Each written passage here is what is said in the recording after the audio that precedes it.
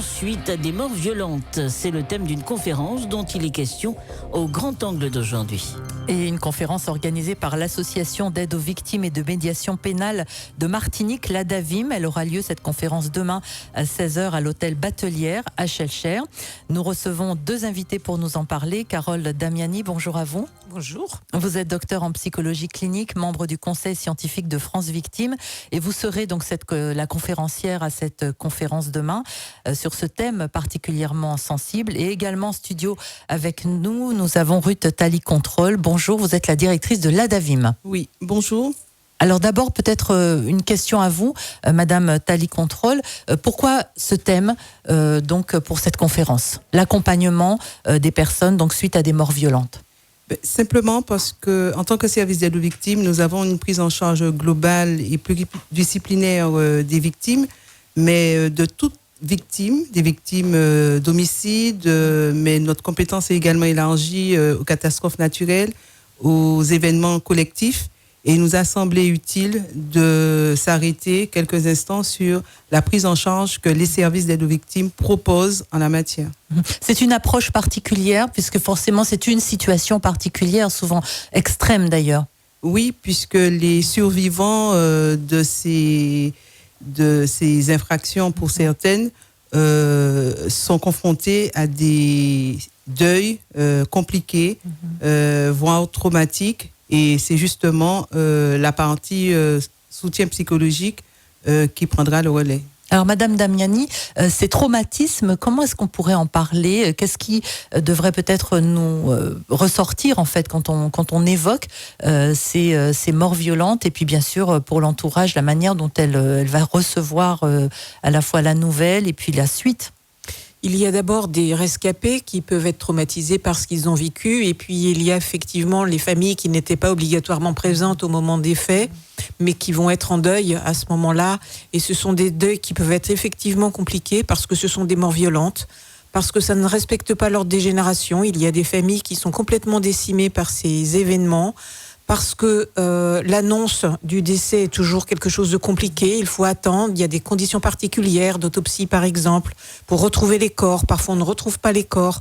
Et donc ce sont des conditions qui peuvent favoriser un deuil particulièrement long et douloureux. Est-ce que ce sont des blessures qui vont ne jamais s'effacer en fait? Est-ce qu'il va falloir justement simplement apprendre à vivre avec cette blessure-là?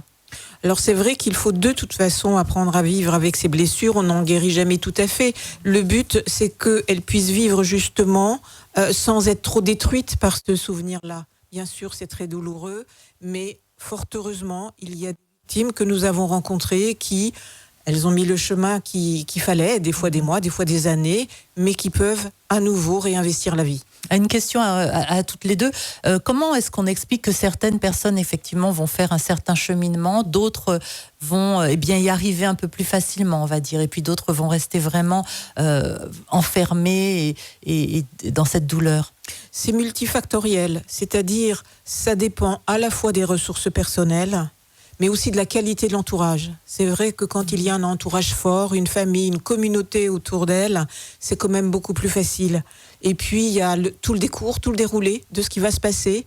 Et donc, c'est cette alchimie entre ce qu'on est, entre ce qui est autour de nous, et entre tout ce contexte que parfois ça va durer plus longtemps que d'autres moments. Et c'est pour cette raison que nous essayons de faire en sorte que le chemin ne soit pas un facteur de victimisation secondaire, c'est-à-dire qu'on n'en rajoute pas à la douleur initiale. Est-ce qu'en Martinique, c'est un peu particulier également, Ruth Tali-Control, du fait que nous sommes une île, effectivement, qu'on est souvent dans un petit espace, que tout le monde se connaît, des questions de voisinage également?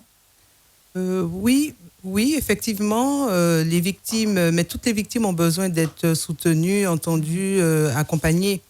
Elles font la démarche plus ou moins tôt. Là, on parle des victimes les victimes du quotidien, on va dire, pas seulement ce type de victimes.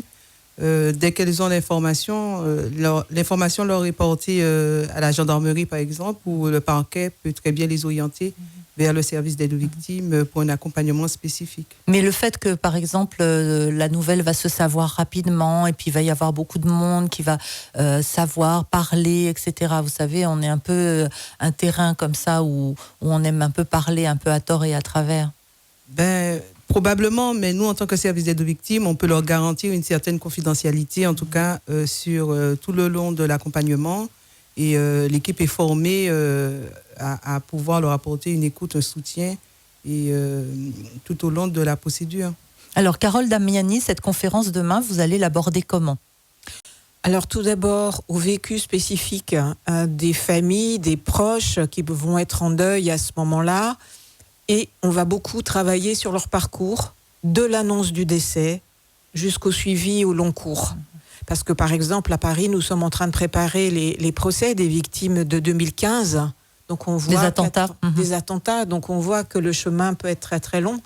Et ce qu'on s'est aperçu, c'est que ces premiers temps conditionnent beaucoup la qualité du suivi par la suite. C'est-à-dire, si les choses partent mal, après c'est beaucoup plus compliqué.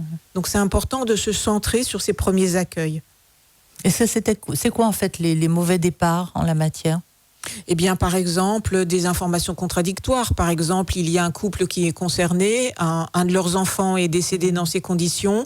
À l'un qui va prendre un appel, on va lui dire il est vivant et il est hospitalisé. À l'autre, on va lui dire il est décédé. Donc, ils savent plus, ils sont complètement perdus. On leur dit le corps est à tel endroit, en fait, il n'est pas à cet endroit-là, il faut qu'ils le cherchent pour arriver à le retrouver. Donc, on a parfois des situations qui sont complètement ubuesques. Le but du jeu, c'est qu'il y ait suffisamment de coordination entre les services pour que les informations soient le plus adéquates et qu'elles soient centralisées et coordonnées. Parce que, par exemple, pour certains événements, on s'est aperçu que les victimes avaient 7, 8 numéros de téléphone à leur disposition sans savoir qui était au bout du fil et un petit peu inquiet sur la qualité des informations qui étaient diffusées. Est-ce que vous aborderez également une question aujourd'hui qui touche notre société, mais aussi dans ses modes de fonctionnement, c'est-à-dire les réseaux sociaux, la diffusion des photos, des informations, des fake news. Vous savez, là pour le coup, ça en rajoute également à une notion un peu d'information souvent tronquée. Alors ça, c'est vrai que c'est très important pour eux. Effectivement, maintenant, la plupart des victimes, quand il y a un événement collectif en tout cas, vont se fédérer en associations de victimes. Et ces associations de victimes sont très présentes sur les réseaux sociaux, mais sont un petit peu des gardes aussi, des garde-fous, parce qu'ils essayent de resituer l'information la plus juste possible. Mais c'est vrai que dès qu'il y a un événement, il y a des rumeurs, tout de suite. Et il y a même parfois des photos qui circulent de personnes Exactement. qui sont décédées, mais qui ne le sont pas. Ce ne sont pas les bonnes personnes. Et puis des photos qui circulent qui ne devraient pas être montrées de toute façon, parce que autant on travaille avec les familles sur ce qu'il est possible de voir, et en leur disant que parfois c'est pas une bonne chose que de voir un corps, que de voir, et tout d'un coup la photo circule et c'est très violent pour ces familles. Elles n'ont plus les moyens de s'en protéger, alors que nous, le but du jeu, c'est vraiment de les protéger tout au long de la procédure. Alors, on a parlé du début, effectivement, de la procédure, et la suite, en fait. Qu'est-ce qui va se passer à ce moment-là, et de quoi est-ce que vous allez parler dans la conférence ? Alors, il va y avoir des étapes importantes pour eux, qui sont de différentes natures. En tout cas, un chemin personnel, qui peut se faire avec un psychologue, ou qui peut se faire, en tout cas, un chemin de soi à soi, avec ce questionnement, c'est je ne suis pas responsable de ce qui est arrivé, mais je suis un peu responsable de ce que j'en fais. Donc, est-ce que je l'aborde ? Est-ce que je m'y confronte ? Est-ce que je peux en parler ? Est-ce que je peux l'aborder ? Il y a des familles qui sont muettes, et parfois, c'est pas une bonne chose. Et puis, il y a un chemin aussi sur la scène plus sociale, plus publique, comme la procédure judiciaire, donc avec des étapes comme les réunions d'information pour les victimes. Et c'est vrai qu'il y a des questions importantes auxquelles on ne pense pas toujours. Il y a un droit qui est inscrit qui est une directive européenne, qui est par exemple le droit à la vérité. Mais jusqu'où peut-on aller à la vérité ? Je pense que c'est important qu'on puisse l'aborder. C'est-à-dire que les victimes réclament vérité, mais des fois on sait des choses sur ce qui est arrivé à leurs proches. Il y a des questions, est-ce qu'ils ont souffert ? Est-ce qu'ils se sont rendus compte ? Comment le dire ? Il faut le faire avec beaucoup de pudeur, avec beaucoup de doigté, on ne le dit pas comme ça. Et puis, au bout du chemin, il y a peut-être aussi l'indemnisation, parce que ça coûte très cher d'être victime. Donc pour aborder tout ce parcours-là, il faut quand même avoir retrouvé une certaine, se recentrer un peu, une forme d'équilibre. Et ça, c'est vraiment pas évident dans une situation pareille. C'est le chemin psychologique. C'est pour cette raison que nous sommes beaucoup plus inquiets face à des personnes qui refusent toute aide, qui se murent dans un silence, qui se bardent de défense. Pour nous, c'est plus inquiétant que des personnes qui s'effondrent, mais qui sont à même de demander de l'aide. En fait à ce moment-là quelque chose. Et puis il y a également le cas des enfants, vous allez en parler aussi, comment on en parle aux enfants qui restent. Alors c'est important pour eux, par exemple, suite au Bataclan, les premiers appels que nous avons eus, ce sont des parents qui disaient comment dire à mon fils de 4 ans que maman est morte ou qu'ils n'auront plus papa. Et il y a une façon de le dire. Et il faut aussi que les personnes qui vont le dire aux enfants soient aidées elles-mêmes. Parce que si elles s'effondrent elles-mêmes, pour l'enfant, c'est tout le monde qui s'effondre. Donc il faut que des personnes soient là, suffisamment soutenantes, pour qu'ils aient des repères eux aussi.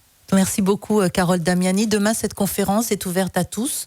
Ruth Contrôle. Oui, c'est une conférence qui est ouverte aux professionnels, à tous les partenaires qui travaillent ou qui accueillent des victimes, et puis bien sûr des personnes qui se sentent concernées en tant que victimes ou de proches.